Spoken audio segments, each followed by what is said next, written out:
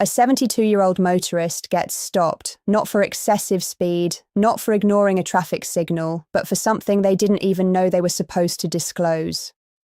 A few weeks later, there's a $500 penalty, a marked license, and a puzzling letter from the DMV that seems to appear out of nowhere. In another case, someone enters a standard license renewal thinking it'll take 10 minutes and leaves without a license at all. No advance notice, no straightforward explanation, just a regulation they didn't know had been modified. And here's the part that should concern you. These aren't unusual situations. They're occurring more and more. And most people only discover after it's already cost them money, stress, or even their ability to drive. Because the truth is, the regulations around driving, especially for seniors, have changed quietly. Not with major announcements or obvious notices, but in minor updates, hidden policies, and state-by-state changes that millions of people never hear about. And if you've been driving for decades, doing everything the same way you always have, it's incredibly easy to overlook something that suddenly matters. The system now expects you to know things that, until recently, you were never responsible for. And if you don't, that's where the penalties, consequences, and surprises start showing up. So the question is, what exactly changed? And why are so many experienced drivers getting caught off guard by it? Hi, I'm Sophia, and I want to walk you through this in the simplest, clearest way possible, because this is one of those topics where confusion can actually cost you. Not just money, but your independence. And whether you're over 65 yourself, or you're thinking about a parent or grandparent who still drives, what we're going to cover here matters more than most people realize. I'm going to break down what's actually changed, the specific regulation that's catching people off guard right now, and what you can do today to avoid becoming one of those stories we just talked about. We'll go step by step in plain English. No legal jargon, no complicated language, just a clear understanding of what's happening behind the scenes and how it affects you in real life. Because once you see how these regulations work together, you'll understand why so many people feel blindsided by them, and more importantly, how to stay one step ahead. And there's one specific requirement, something most drivers have never even heard of, that's leading to those $500 penalties and license issues we started with. That's where we're heading next. For most people, driving has always followed a pretty simple pattern. You learn when you're young, you pass your test, you get your license. And from that point on, it's mostly routine. Every few years, you renew it. Maybe you take a new photo, pay a small fee, and that's it. Decade after decade, the system works the same way. And if you're someone who's been driving for 40, 50, even 60 years, that consistency builds a kind of trust. You know the regulations, you understand the road, you've done this your whole life without any major issues. So there's no reason to think anything has changed. And for a long time, that assumption was actually built into the system itself. The idea was simple. Once you've proven you can drive safely, you'll probably continue to do so.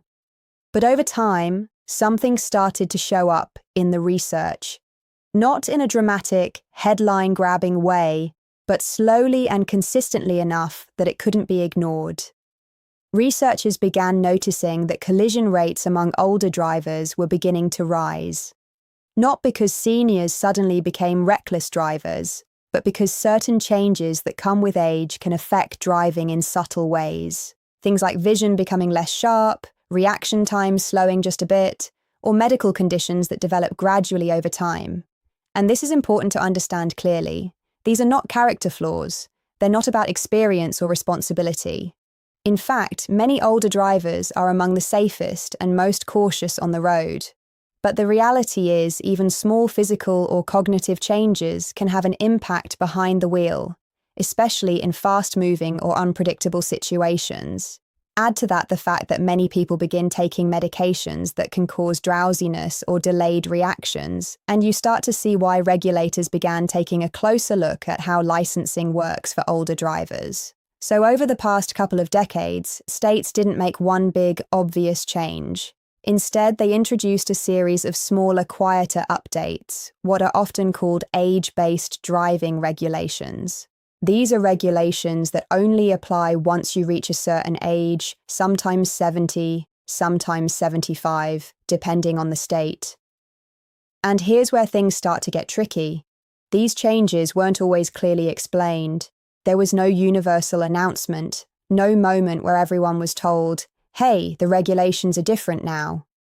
Instead, they were phased in gradually, buried in DMV updates, policy documents, and renewal notices that are easy to overlook, which means a lot of people are still driving under the assumption that nothing has really changed, when in reality, the expectations have shifted in ways that can catch you completely off guard. And this is exactly where the biggest and most expensive mistake is happening right now. Because one of these quiet regulation changes doesn't just affect how you renew your license or how often you visit the DMV, it affects what you're legally required to report about your own health. And most people don't even realize that responsibility exists until it's already too late. And this is where things take a turn that surprises almost everyone the first time they hear it. In a growing number of states, once you reach a certain age, you may be legally required to report certain medical conditions directly to your state's Department of Motor Vehicles. Not your doctor, not your insurance company, you. And for a lot of people, that's the moment everything clicks. And also the moment they realize no one ever clearly told them this. Now let's break this down in plain English because the wording around this can get confusing fast. There are specific medical conditions that states consider potentially relevant to driving safety. We're not just talking about extreme or obvious situations. Yes, something like a major stroke would qualify, but so can much more subtle diagnosis. Things like mild cognitive impairment, early-stage neurological conditions, certain seizure disorders, and in some cases even well-managed chronic conditions depending on how they affect alertness or reaction time. These are things your doctor might mention during a routine visit without framing them as anything urgent. Here's the part that catches people off guard. In many states, your doctor is not the one responsible for reporting this information. In fact, due to privacy laws, they often can't report it without your consent. So, the system shifts that responsibility onto you. The expectation is that if something about your health changes in a way that could impact your driving, you will proactively inform the DMV. And if you don't, if you genuinely had no idea you were supposed to, and it later comes up during a traffic stop, a collision, or even a routine review, the consequences can be immediate. We're talking about penalties that can reach $500 or more points on your license, and in some cases, a suspension until the situation is reviewed. And what makes this so frustrating for many people is that they weren't trying to hide anything. They were doing exactly what they've always done, going to their doctor, following medical advice, living their lives, and suddenly they're being treated as if they failed to comply with a regulation they didn't even know existed. That's why this particular requirement is catching so many experienced drivers off guard right now. If there's one moment in this video where it's worth pausing and thinking about someone else in your life, it's right here. Because chances are you know someone, maybe a parent, maybe a neighbor, maybe a friend, who would have no idea this regulation exists. Sharing this kind of information early can save them from a situation that feels confusing and completely avoidable after the fact. Now, as significant as that regulation is, it's only one piece of a larger shift, because at the same time these reporting requirements have been expanding, states have also been quietly changing how license renewals work for older drivers. And this is another area where people are getting tripped up without realizing why. You might have spent decades renewing your license the exact same way. Maybe you've been doing it by mail, maybe online, maybe it's always been quick and predictable. Something you never had to think twice about. But in many states, once you cross a certain age threshold, that process changes. Suddenly you're no longer eligible to renew by mail or online. You're required to appear in person at a DMV office. And not only that, but the frequency of renewal may increase. What used to be every 8 years might now be every 4 or even every 2.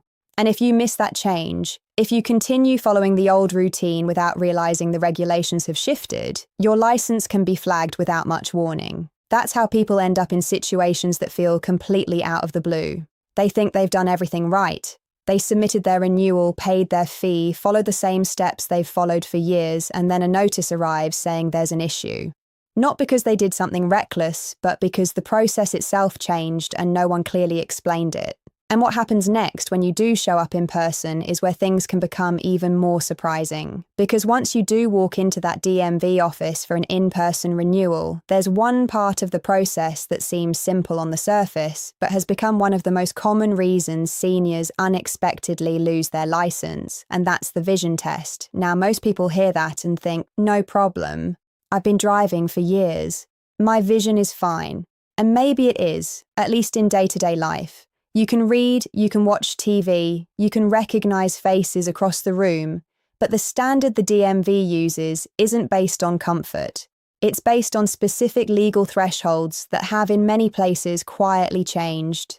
What catches people off guard is that these standards are often stricter than they remember, and they haven't had to think about them in years. So someone walks in expecting a routine renewal and ends up struggling with a test they didn't prepare for. And just like that, the outcome shifts. Instead of walking out with a renewed license, they're told their vision doesn't meet the minimum requirement. Now they have to schedule an eye exam, submit additional paperwork, sometimes even pause their driving entirely until it's resolved. It's not meant to punish. It's meant to ensure safety. But if you didn't know the standard had changed, it can feel like the ground just shifted under your feet. And here's what makes this especially frustrating. This is one of the most preventable issues on the list. A simple up-to-date eye exam with an optometrist or ophthalmologist can catch problems early, update your prescription, and make sure you meet the required standard before you ever step into the DMV. But without that awareness, people are walking in blind, sometimes literally, to a test that now carries much higher stakes than it used to. Now, as surprising as that is, there's another regulation that affects even more people. And this one tends to shock almost everyone when they hear it because it involves something incredibly common: prescription medication. If you take medication regularly, and many seniors do, there's a detail you've probably seen countless times without giving it much thought. That small warning label on the bottle. May cause drowsiness. Do not operate heavy machinery. For years, most people treated that as a general caution, something to be aware of, but not necessarily something that would affect your daily routine in a serious way. But in several states, that label is now being interpreted much more strictly in certain situations. If you're involved in a collision or pulled over and an officer observes signs that could be interpreted as impaired driving, maybe slight swerving, slower reaction time, or difficulty focusing, and you're taking a medication that carries one of those warnings, that combination can be enough to trigger serious consequences. In some cases, it can be treated similarly to driving under the influence, not because you did anything intentionally wrong, and not because you were taking anything prohibited, but because the law now considers the potential impact of that medication on your ability to drive safely. And that's the part that feels so unexpected for people.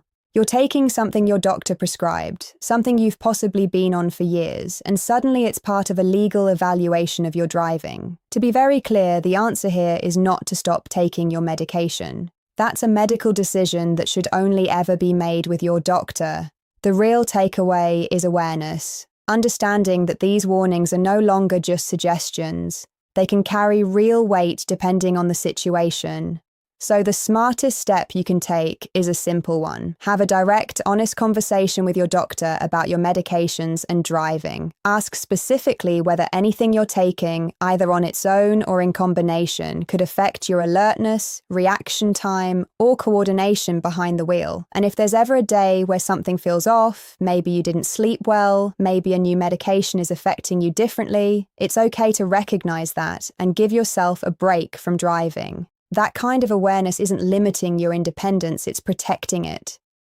Because when you start putting all of these pieces together, the reporting requirements, the renewal changes, the vision standards, the medication regulations, you begin to see the bigger picture. The system hasn't just changed in one way, it's changed in several overlapping ways at once.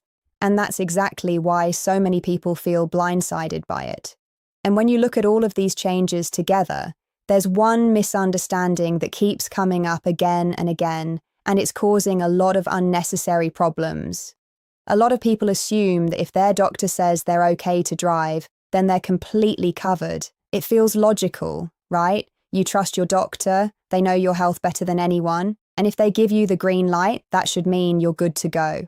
But here's where things get a little more complicated than most people expect. Medical approval and legal compliance are not the same thing. Your doctor is evaluating your health, your ability to function, your overall condition, whether you're safe from a medical standpoint. But the DMV is evaluating something different. They're looking at whether all of their specific requirements have been met. Reporting regulations, renewal procedures, documentation, vision standards, and in some cases, disclosures about medications or conditions. Those are administrative regulations, and they exist in a completely separate system from your doctor's office. So, it's entirely possible, and this is what surprises people, to be told by your doctor you're fine to drive, and still run into legal issues because something wasn't reported properly or a requirement wasn't fulfilled.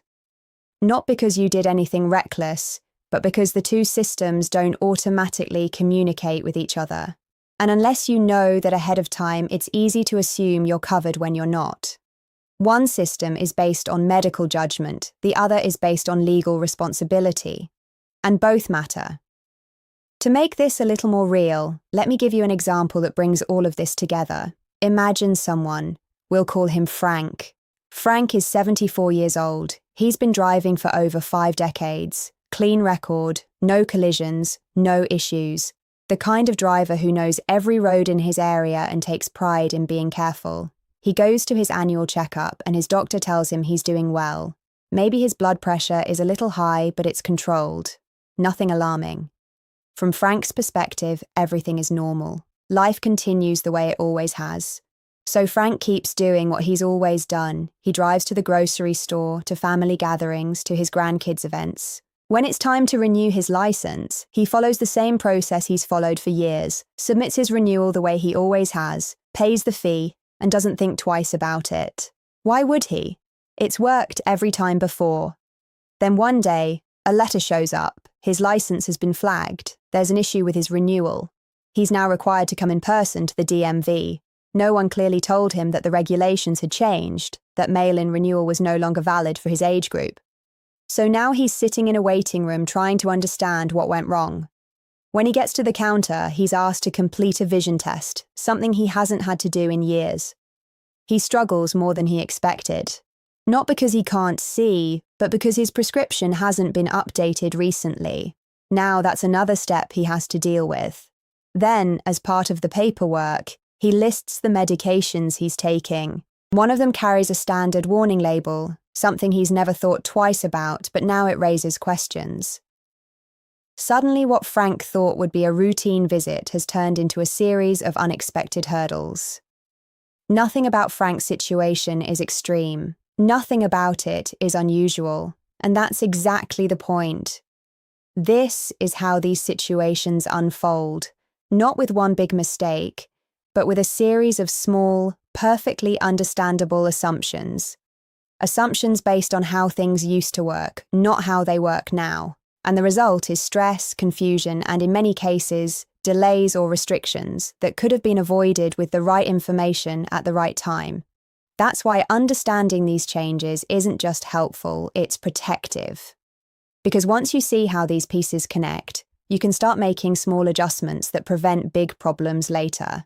So let's shift from what's happening to what you can actually do about it, because this is the part that gives you back control. And the good news is, none of this requires anything extreme or complicated. It's really about being a little more proactive in a system that no longer runs on autopilot. The first step is simply to find out what the regulations are in your specific state.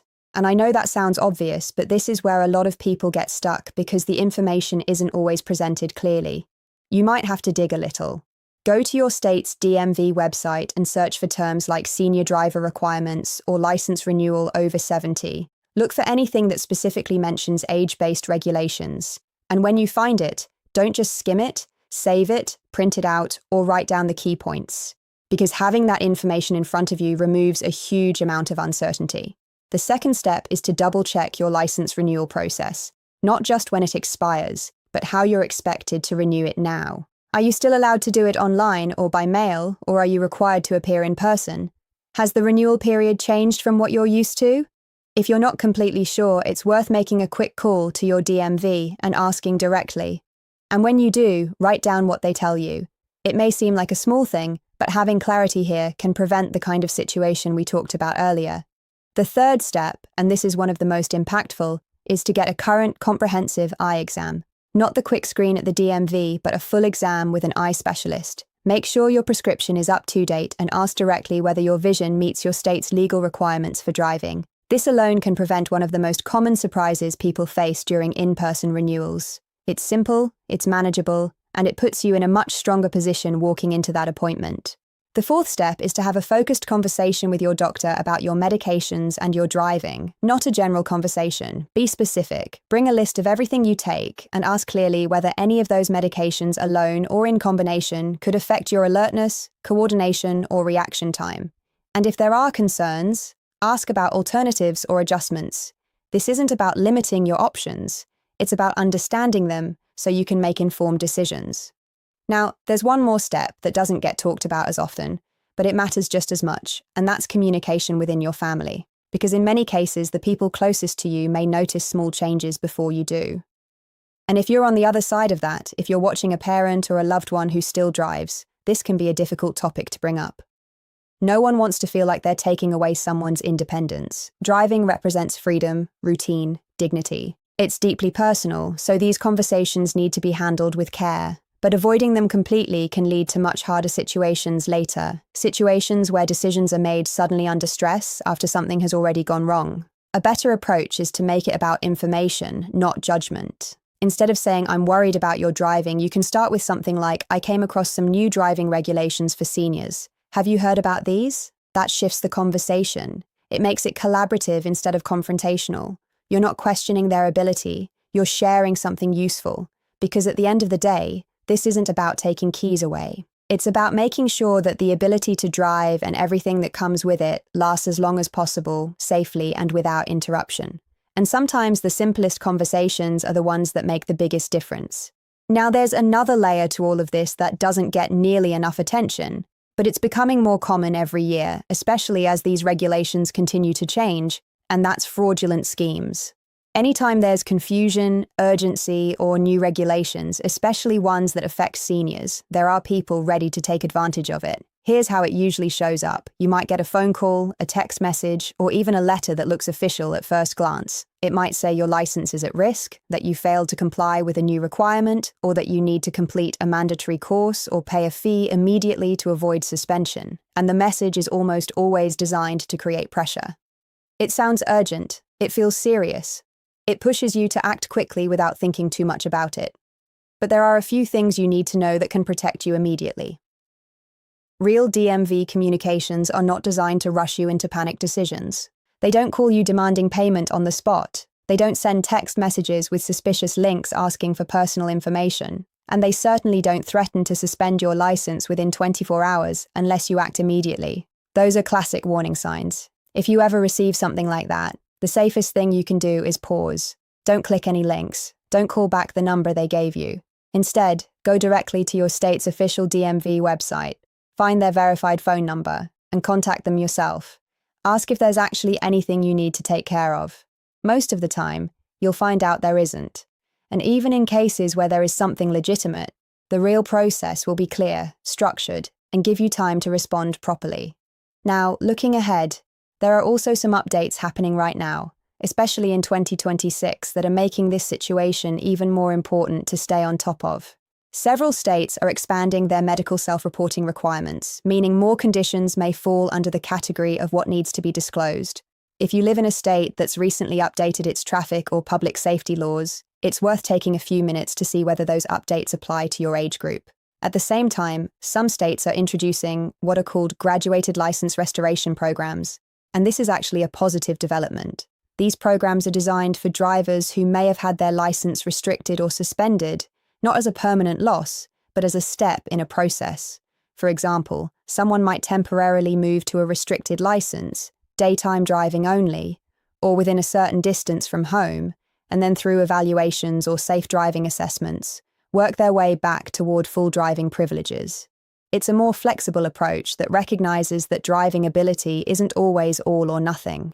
There's also a growing focus on vehicle technology. Newer cars come equipped with features like automatic emergency braking, lane departure warnings, and driver assistance systems that can significantly improve safety. Some states are beginning to incorporate basic familiarity with these features into their expectations for drivers, especially older drivers who may be using newer vehicles. So, if you've recently upgraded your car or you're planning to, it's worth taking the time to really understand how those features work. Not just for convenience, but because they're becoming part of the broader safety conversation. And this is a good moment to check in. If you've made it this far, you're already doing something most people don't do, which is taking the time to actually understand how these changes affect you. If you have a specific question about your state or a situation you're dealing with, feel free to share it. There's a lot of variation from one place to another. And sometimes a quick answer can save you a lot of time and frustration, because when you zoom out and look at everything we've covered so far, one thing becomes very clear. This isn't just one regulation. It's a series of small shifts happening all at once. And staying informed is what keeps those shifts from turning into problems. When you take a step back and look at all of this together, it can feel like a lot. New regulations, different requirements, things that weren't part of the system for most of your life suddenly mattering in very real ways. But underneath all of it, there's a much simpler idea holding everything together, and it's one that often gets lost in the details. Driving isn't just about getting from one place to another. For millions of people, especially seniors, it represents something much bigger. It's independence. It's the ability to decide when you leave the house, where you go, how you spend your day. It's being able to show up for the small, meaningful moments, doctor's appointments, family visits, grocery runs, community events, without having to rely on someone else's schedule. It's deeply tied to dignity and autonomy in a way that's hard to fully explain unless you've experienced it. And that's exactly why these changes matter. Not because they're trying to take something away, but because they're trying, at least in principle, to make sure that independence can continue safely. The challenge isn't the existence of the regulations. The challenge is how quietly they've been introduced and how many people are expected to follow them without ever having them clearly explained. But once you understand them, once you know what's expected and how to stay compliant, the entire situation shifts. Instead of feeling like something that could catch you off guard, it becomes something you can manage. You know when to renew. You know what to check. You know which conversations to have. And that knowledge alone puts you in a completely different position than someone who's still operating under the old assumptions. Because the goal here isn't to limit your ability to drive.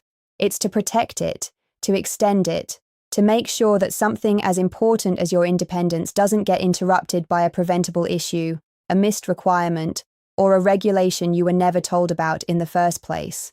And if you've been driving safely for years, decades even, this isn't about starting over. It's about making a few smart adjustments so you can keep doing what you've always done, just with a clearer understanding of how the system works. Now, so here's the bottom line, and this is the part I want to leave you with. The regulations didn't change overnight, but they did change quietly, gradually, and in ways that are easy to miss if you're not actively looking for them. And that's why so many people are getting caught off guard. Not because they're careless, not because they're unsafe drivers, but because they're still playing by a version of the regulations that no longer fully applies. But the moment you become aware of it, everything shifts because now you know what to check. You know the questions to ask. You know that something as simple as an eye exam, a quick call to the DMV, or a conversation with your doctor can make the difference between a smooth renewal and a stressful situation. That's not a loss of independence. That's how you protect it. And if there's one thing worth remembering, it's this. You have more control over this than it might seem. These regulations aren't designed to surprise you, but without the right information, that's exactly what they do. Once you have that information, you're no longer reacting. You're prepared. So take a few minutes after this, look up your state's requirements, double-check your renewal process. If it's been a while, schedule that eye exam. And if something we talked about today made you think of someone, a parent, a friend, a neighbor, share this with them. Because the earlier someone understands these changes, the easier it is to avoid the kind of problems that seem to come out of nowhere. And if you do have questions, especially about your specific state or situation, leave them in the comments. There's a lot of variation depending on where you live, and getting a clear answer can save you time, money, and a lot of unnecessary stress. At the end of the day, this isn't about taking keys away. It's about making sure you never have to hand them over unexpectedly.